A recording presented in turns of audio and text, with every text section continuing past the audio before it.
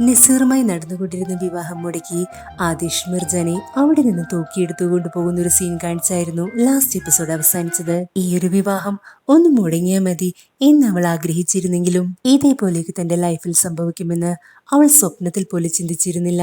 അതുകൊണ്ട് തന്നെ എന്നെ വിടെന്ന് പറഞ്ഞ് മെഹജാൻ ആദേശിനോട് നന്നായിട്ട് ബഹളം വെക്കുന്നുണ്ട്. മെഹജാന്റെ ഒച്ചപ്പാടും ബഹളവും കൂടിയപ്പോ മര്യാദയ്ക്ക് നീ മിണ്ടാതിരുന്നോ എന്ന് പറഞ്ഞ ആദേശ് അവൾക്കൊരു വാണിംഗ് കൊടുക്കും. ആദേശിന്റെ ഈ ഒരു ദേഷ്യം കാണുമ്പോ മെഹജാനും പേടിച്ചിട്ട് കുറച്ചു നേരത്തേക്ക് സൈലന്റ് ആയിട്ടിരിക്കും. ഇതേ സമയം നസീറും ആദേശിനെ ഫോളോ ചെയ്ത് വരികയാണ്. എന്റെ കല്യാണം മുടക്കി എന്റെ പെണ്ണിനെ തന്നെ തട്ടിക്കൊണ്ടുപോയ നിന്നെ ഞാൻ ഇന്ന് കൊല്ലും എന്ന് പറഞ്ഞ് കലിതുള്ളിയാണ് നസീർ വരുന്നത്. ഇത് കാണുന്ന മെഹജാനും ആദേശിനോട് പറയും, നീ എന്താണ് കാണിച്ചത് ആദേശ്? ഇതേപോലെയൊക്കെ ചെയ്ത് നിന്നെ എന്റെ അച്ഛനും നസീറും വെറുതെ വിടുമെന്ന് നിനക്ക് തോന്നുന്നുണ്ടോ? ഇതേ ഒരു സമയത്ത് ആദേശിന്റെ ആളുകൾ നസീറിന്റെ കാറിലേക്ക് ഷൂട്ട് ചെയ്ത് അവൻ അവരെ ഫോളോ ചെയ്ത് തടയുന്നുണ്ട്. അങ്ങനെ തങ്ങൾ ഇപ്പോൾ സേഫായി എന്ന് മനസ്സിലാക്കിയ ആദേശ് റോഡ് സൈഡിലേക്ക് കാർ ഒതുക്കി നിർത്തും. ഈ ഒരു സമയം വേഗം തന്നെ പുറത്തേക്ക് ഇറങ്ങി വന്ന മെഹജാൻ അവന്റെ അടുത്തേക്ക് വന്നിട്ട് പറയും, ആദേശ് വളരെ കാമായിട്ടാണ് ഞാൻ നിന്നോട് സംസാരിക്കുന്നത്.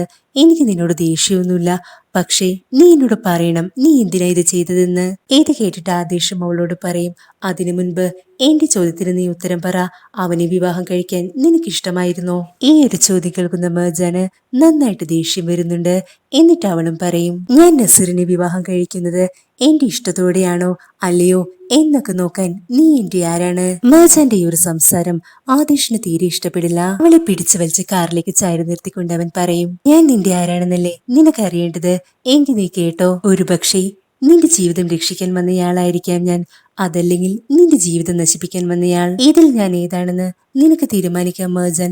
കാരണം എനിക്ക് നന്നായിട്ട് അറിയാം ഈ ഒരു വിവാഹത്തിന് നിനക്ക് ഇഷ്ടമേ അല്ല എന്ന്. ആദേശിന്റെ ഈ ഒരു മറുപടി കേൾക്കുന്ന മെഹജാൻ ശരിക്കും ഷോക്കായി പോകുന്നുണ്ട്. പക്ഷേ ഇതൊന്നും മുഖത്ത് കാണിക്കാതെ അവൾ അവനോട് ചോദിക്കും, എനിക്ക് ഈ വിവാഹത്തിന് ഇഷ്ടമായിരുന്നില്ല എന്ന് നിനക്കെങ്ങനെ മനസ്സിലായി? നിന്നോട് ആരാ ഇത് പറഞ്ഞത്? അപ്പോ ആദേശ് പറയും, അത് മറ്റാരുമല്ല നിന്റെ ഈ കണ്ണുകൾ തന്നെയാണ് എന്നോടത് പറഞ്ഞത്. ഇന്നലെ രാത്രി തന്നെ എനിക്കത് വ്യക്തമായി മനസ്സിലായി. പക്ഷേ ആ ഒരു സമയത്ത് നിന്നെ സഹായിക്കാൻ എന്നെ കൊണ്ട് സാധിച്ചില്ല. അതുകൊണ്ട് തന്നെ നിനക്ക് മറ്റൊരു ഓപ്ഷനുമായിട്ടാണ് ഞാനിപ്പോ വന്നത്. അതെന്ത് ഓപ്ഷനാണെന്ന് മെഹജാൻ വളരെ ക്യൂരിയോസിറ്റിയോട് ചോദിക്കുമ്പോ, എന്താണെന്ന് അറിയണമെങ്കിൽ നീ മര്യാദയ്ക്ക് ആദ്യം പോയി കാറിലേക്ക് കയറ്.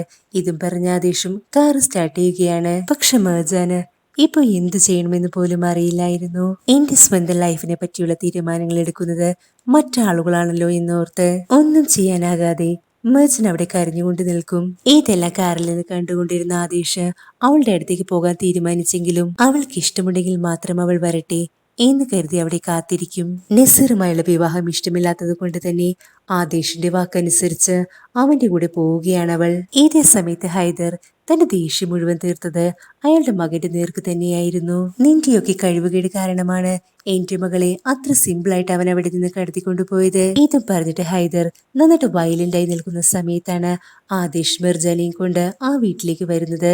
ആദേശിനെ കണ്ടപാട് തന്നെ ഹൈദർ അവന്റെ അടുത്തേക്ക് പാഞ്ഞെടുത്ത് വന്നെങ്കിലും അനങ്ങി പോകരുത് എന്ന് ആദേശിന്റെ ശക്തമായ ഭീഷണി കേട്ട് എല്ലാവരും പേടിച്ചു പോകും. ആദേശ് അവരോട് പറയും, ഞാൻ ഇപ്പൊ ഇവിടേക്ക് വന്നത് നിങ്ങൾക്കൊരു പ്രോബ്ലം ഉണ്ടാക്കാൻ വേണ്ടിയല്ല, നിങ്ങളുടെ വലിയൊരു പ്രോബ്ലം സോൾവ് ചെയ്യാൻ വേണ്ടിയാണ്.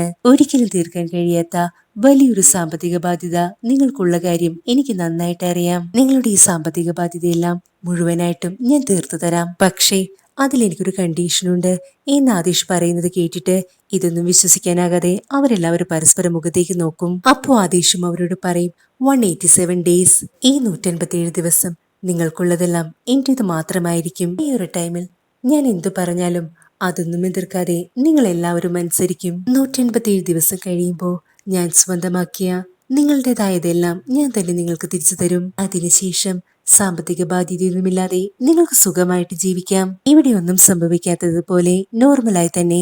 പക്ഷേ എനിക്കൊരു കണ്ടീഷൻ കൂടിയുണ്ട്. എന്നിട്ട് അവൻ നേരെ മെഹജാന്റെ അടുത്തേക്ക് വന്നിട്ട് പറയും, ഞാൻ നിങ്ങളുടെ മകളെ വിവാഹം കഴിക്കും. എന്നിട്ട് എഗ്രിമെന്റ് അവസാനിക്കുന്ന ആ ഒരു ദിവസം ഞാൻ നിങ്ങൾക്കെല്ലാം തിരിച്ചു തരുന്നതിന്റെ കൂടെ ഡിവോഴ്സ് ചെയ്ത് ഞാൻ ഇവളെ നിങ്ങൾക്ക് തന്നെ തിരിച്ചു തരും. ഇനി തീരുമാനമെടുക്കേണ്ടത് നിങ്ങളാണെന്ന് പറഞ്ഞ് ആദിഷ് അവിടെ നിന്നും പോകും. എന്നിട്ട് ആദിഷ് അവിടെ നിന്ന് പുറത്തേക്ക് വരുന്നത് തന്റെ റിവഞ്ച് ഇവിടെ സ്റ്റാർട്ട് ചെയ്തു എന്ന് അവന്റെ കണ്ണിലൂടെ കാണിച്ചുകൊണ്ടാണ്. മർജാനെ കിഡ്നാപ്പ് ചെയ്യുന്നത് മുതലുള്ള എല്ലാ കാര്യങ്ങളും സംഭവിച്ചത് ആദിഷിന്റെ പ്ലാനിങ്ങിലൂടെയാണ്. അവരെ അറ്റാക്ക് ചെയ്യാൻ വേണ്ടി ശ്രമിച്ച ആ ഗുണ്ടകളെല്ലാവരും ആദിഷിന്റെ ആളുകൾ തന്നെയായിരുന്നു. ഹൈദറുടെ ഇപ്പോഴത്തെ ഫാമിലി ഹിസ്റ്ററി വളരെ വ്യക്തമായി പഠിച്ച് കൃത്യമായൊരു പ്ലാനിങ്ങിലൂടെയാണ് ആദിഷ് മുന്നോട്ട് പോകുന്നത്. അങ്ങനെ ആദിഷ് അവിടെ നിന്ന് പോകുമ്പോ മിർജാൻ പിന്നാലെ ഓടി വന്ന് അവന്റെ കയ്യിൽ പിടിച്ച് അവനെ നിർത്തും. ഇത് കാണുമ്പോ ആദിഷിന് അവരുടെ കുട്ടിക്കാലം ഓർമ്മ വരും. ഇപ്പോ മിർജാനും അവനോട് ചോദിക്കും, നീ എന്താ തമാശ പറഞ്ഞതാണോ ആദിഷ്? 187 ദിവസത്തേക്ക് വേണ്ടി മാത്രം നീ എന്നെ വിവാഹം കഴിക്കാമെന്ന് പറഞ്ഞത്? പക്ഷേ ആദിഷ് വളരെ സീരിയസ് ആയിട്ട് തന്നെ അവളോട് പറയും,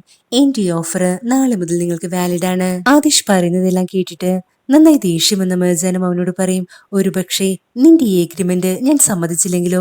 ആദിഷും അവളോട് ഉറപ്പിച്ചു പറയും, നീ ഇതിന് തീർച്ചയായും സമ്മതിക്കും മിർജാൻ. നേരെ മറിച്ചാണെങ്കിൽ ഞാൻ ആരാണെന്നും എന്റെ പവർ എന്താണെന്നും നീ നന്നായി മനസ്സിലാക്കും. ഇതെല്ലാം പറഞ്ഞ് ഭീഷണിപ്പെടുത്തി ആദിഷ് അവിടെ നിന്ന് പോകുന്നതെല്ലാം കണ്ട് മിർജാന്റെ ഫാമിലിയും അവിടെ നിൽക്കുന്നുണ്ട്. ഇപ്പൊ ആദിഷ് അവിടെ സംഭവിച്ച കാര്യങ്ങളെല്ലാം അവന്റെ വീട്ടിൽ വന്ന് പറയുകയാണ്. ഇതെല്ലാം കേട്ട് കഴിയുമ്പോ നീ ഹൈദറിന്റെ മകളെ വിവാഹം കഴിക്കാൻ പോകുന്നോ എന്ന് ചോദിച്ച ആന്റിയും നന്നായിട്ട് അവനോട് ദേഷ്യപ്പെടും. അസ്ലിയായിരുന്നു ആദിഷ് പ്ലാനിനോട് ഏറ്റവും കൂടുതൽ എതിർപ്പ് കാണിച്ചത്. അതിന് ശക്തമായ ഒരു കാരണം കൂടിയുണ്ടായിരുന്നു. അസ്ലിക്ക് ആദിഷ് ഒരുപാട് ഇഷ്ടമാണ്. അതുകൊണ്ട് തന്നെ ആദിഷിന്റെ ഒരു പ്ലാൻ അംഗീകരിക്കാൻ അവളെ കൊണ്ട് സാധിച്ചില്ല. എന്നിട്ട് അവളും പറയും, എനിക്കിത് വിശ്വസിക്കാനാകുന്നില്ല ആദിഷ്, നമ്മുടെ പ്ലാനിങ്ങിനൊന്നും ആയിരുന്നില്ലല്ലോ. ആദിഷ് പറയും, എനിക്ക് ആ പ്ലാൻ മാറ്റേണ്ടി വന്നു. കാരണം നസീറിനെ അവരുടെ ഇടയിൽ നിന്ന് മാറ്റാനായി ഇതല്ലാതെ വേറെ മാർഗമൊന്നുമില്ല. നീ പറയുന്നത് പോലെയല്ല, ഇതൊന്നും ഒരിക്കലും നടക്കില്ല എന്ന് ആന്റി അവനോട് പറയുമ്പോ ആദിഷും പറയും, തീർച്ചയായിട്ടും നടക്കും. കാരണം ഇതല്ലാതെ മറ്റൊരു ഓപ്ഷൻ അവരുടെ മുൻപിൽ ഇപ്പോഴത്തെ സാഹചര്യത്തിലില്ല. പിന്നീട് കാണിക്കുന്നത് മിർജാന്റെ വീടാണ്. അവളുടെ അച്ഛന് പറയുകയാണ്, അവനെന്താ നമ്മളെ കളിയാക്കിയിട്ട് പോയതാണോ? ലോകത്ത് എവിടെയും കേൾക്കാത്ത ഒരു 187 ദിവസത്തെ എഗ്രിമെന്റ് കൊണ്ടുവന്നിരിക്കുന്നു അവൻ. അപ്പോ മിർജാന്റെ അമ്മയും പറയും, നിങ്ങൾ ഈ ഇമോഷൻസ് ഒക്കെ ഒന്ന് മാറ്റി നിർത്തിയിട്ട് ഒന്ന് പ്രാക്ടിക്കലായിട്ട് ചിന്തിച്ചു നോക്കിയേ. ആദേശിന്റേത് വളരെ നല്ലൊരു ഓഫർ ആയിട്ടാണ് എനിക്ക് തോന്നുന്നത്. അമ്മ പറയുന്ന ഈ കാര്യങ്ങളൊന്നും ഇഷ്ടപ്പെടാതെ അവളുടെ ബ്രദറും ചോദിക്കും, അപ്പൊ നസീറോ? അവൻ തിരിച്ചു വരുമ്പോ എന്തു മറുപടിയാണ് നമ്മൾ അവനോട് പറയുക? അപ്പോ അമ്മയും പറയും, നസീറോ ഇനി ആരാ അവനെ മൈൻഡ് ചെയ്യുന്നത്? അതിനും മാത്രം അവന്റെ കയ്യിൽ എന്തിരിക്കുന്നു? പക്ഷേ നമുക്കിപ്പൊ വന്ന ഈ ഓഫർ ഉണ്ടല്ലോ, അതൊരിക്കലും നമുക്ക് സ്വപ്നം പോലും കാണാൻ കഴിയാത്തത്ര വലുതാണ്. പണം കണ്ടപ്പോ അമ്മ ഇത്രയും പെട്ടെന്ന് ആദിഷ്ടെ സൈഡിലേക്ക് മറിയുമെന്ന് അവൾ ഒരിക്കലും വിചാരിച്ചിരുന്നില്ല. അതുകൊണ്ട് തന്നെ അവൾ അമ്മയെ സൂക്ഷിച്ചു നോക്കും. മേർജാന്റെ ഈ ഒരു നോട്ടം കാണുമ്പോ അവളുടെ അമ്മയും പറയും, നീ എന്നെ നോക്കി പേടിപ്പിക്കുകയൊന്നും വേണ്ട, ഞാനിപ്പോ പറഞ്ഞതാണ് സത്യം. പക്ഷെ ഇതൊന്നും അവളുടെ ബ്രദർ സമ്മതിക്കില്ല. അവനും പറയും, നമ്മൾ നസീറിന് ഒരു വാക്ക് കൊടുത്തിട്ടുണ്ട്, അതൊരിക്കലും മാറ്റാൻ പറ്റില്ല. അപ്പോ അമ്മ പറയും, എന്റെ പൊന്നുമോനെ, നീ ആ നസീറിനൊന്ന് വിട്, ഇനി നമുക്ക് അവനെ കൊണ്ട് ഒരാവശ്യവുമില്ല. ഇതെല്ലാം കേട്ടിട്ട് മേർജനും വളരെ ദേഷ്യത്തോടെ പറയും, അതി മര്യാദയ്ക്ക് ഇവിടെ വെച്ച് നിർത്തിക്കോ ഈ ഒരു സംസാരം. അല്ല, നിങ്ങൾ ശരിക്കും ഇപ്പോൾ പറഞ്ഞു വന്നത് എന്താ? ഏറ്റവും ലാഭം കിട്ടുന്ന കച്ചവടം നോക്കി വിൽക്കാൻ ഞാനെന്താ നിങ്ങളുടെ വിൽപ്പന ചരക്കാണോ? ഒരുത്തൻ വന്നിട്ട് ഡിവോഴ്സ് ചെയ്യാൻ വേണ്ടി കല്യാണം കഴിക്കാമെന്ന് പറയുന്നു. അതെത്ര ദിവസത്തേക്കാണെന്ന് പോലും എനിക്കറിയില്ല. മറ്റവനാണെങ്കിൽ അവൻ അങ്ങനെയും. ശരിക്കും വരനെ തിരഞ്ഞെടുക്കാനല്ല, എന്റെ മരണം തിരഞ്ഞെടുക്കാനാണ് നിങ്ങൾ എന്നോട് പറയുന്നത്. ഇതും പറഞ്ഞ് ദേഷ്യപ്പെട്ട് മേർജാൻ അവിടെ നിന്ന് പോകുമ്പോഴാണ് നസീർ അവിടേക്ക് വരുന്നത്. അവളെ കണ്ട സന്തോഷത്തില് ഓടിവന്ന് ടെൻഷനോടെ അവൻ ചോദിക്കും, മേർജാൻ നീ ഓക്കെ അല്ലേ? ഇതും പറഞ്ഞ് അവളുടെ അടുത്തേക്ക് ചെല്ലുമ്പോ മേർജാൻ അവന്റെ കൈ തട്ടി മാറ്റി ഒരു മൈൻഡ് കാണിക്കാതെ നേരെ മുകളിലേക്ക് കയറി പോകും. ആ ഒരു ദേഷ്യത്തില് നസീറും ഹൈദറിന്റെ അടുത്തേക്ക് വന്നിട്ട് ചോദിക്കും, ആദിഷ് അവളെ ഒന്നും ചെയ്തില്ലല്ലോ അല്ലേ? പക്ഷെ ഹൈദർ പ്രത്യേകിച്ച് മറുപടി ഒന്നും പറയാതെ നിൽക്കും. ഈ ഒരു സമയത്ത് ആദിഷിന്റെ വീട്ടില് അവരുടെ വിവാഹത്തെ പറ്റി വലിയൊരു അഭിപ്രായ വ്യത്യാസം നടക്കുകയാണ്. അസ്ലിയും അവളുടെ അമ്മയും ഇതിനോട് യോജിക്കാതെ നിൽക്കുമ്പോ ഡെമാൽ അവരോട് പറയും, തുടക്കം തന്നെ ഇതേപോലൊരു വഴക്കിലാണ് നമ്മൾ ആരംഭിക്കുന്നതെങ്കിൽ ഒരിക്കലും നമ്മൾ നമ്മുടെ ലക്ഷ്യത്തിലേക്ക് എത്തിച്ചേരില്ല. ശരിക്കും ഇപ്പോ നമ്മൾ ആദിഷിന്റെ കൂടെ തന്നെ നിൽക്കണം. കാരണം ഒന്നും കാണാതെ ആദിഷ് ഇങ്ങനെ ഒരു തീരുമാനമെടുക്കില്ല. ഇത് കേൾക്കുന്ന അസ്ലിയും അവന്റെ അടുത്തേക്ക് വന്നിട്ട് പറയും, ആദിഷ് ഞാൻ എന്നും നിന്റെ സൈഡാണ്. നിന്നേക്കാളും കൂടുതൽ അവളെ തോൽപ്പിക്കുക എന്നുള്ളത് എന്റെ കൂടി ആവശ്യമാണ്.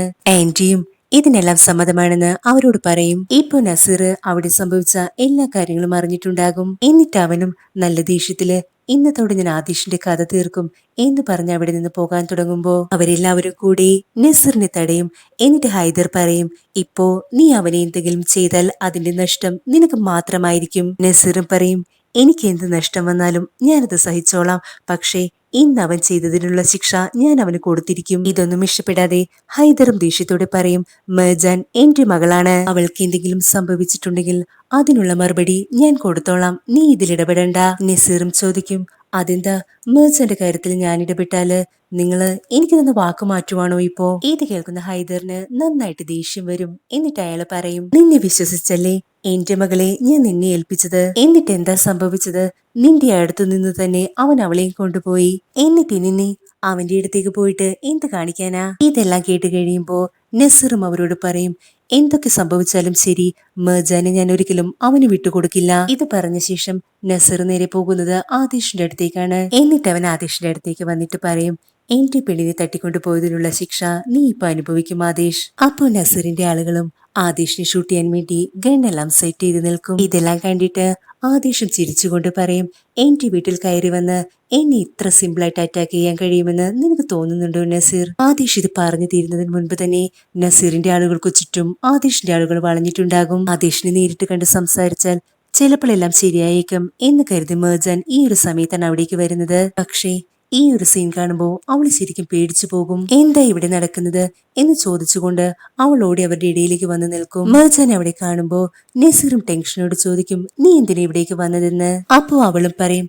നസീർ ദയവ് ചെയ്ത് നീ പ്രശ്നമൊന്നും ഉണ്ടാക്കാതെ ഇപ്പൊ തന്നെ തിരിച്ചു പോണം. നസീറും എങ്കിൽ ശരി വാ, നമുക്ക് രണ്ടുപേർക്കും ഒരുമിച്ച് പോകാം എന്ന് പറഞ്ഞ് മെർജാന്റെ കയ്യിൽ പിടിച്ചു വലിക്കുമ്പോ ആദേശ് അവന്റെ കൈ അവളുടെ കയ്യിൽ നിന്നും വിടിയിച്ചിട്ട് പറയും, അവളെ തൊട്ടാ നിന്നെ ഞാൻ ജീവനോടെ തന്നെ കത്തിച്ചു കളയും. ഇവരുടെ ഈ ഒരു ഫൈറ്റിംഗ് സീൻ കാണിച്ചുകൊണ്ട് ഇന്നത്തെ എപ്പിസോഡ് ഇവിടെ വൈൻഡപ്പ് ചെയ്യുന്നു. ഇഷ്ടപ്പെട്ടാൽ എല്ലാവരും ലൈക്കും ഹൈപ്പൊക്കെ ഒന്ന് തരണേ. പുതിയൊരു എപ്പിസോഡുമായി നമുക്ക് വീണ്ടും കാണാം. അതുവരെ എല്ലാവർക്കും ബൈ ഫ്രം മാൻസ് ഡ്രാമ.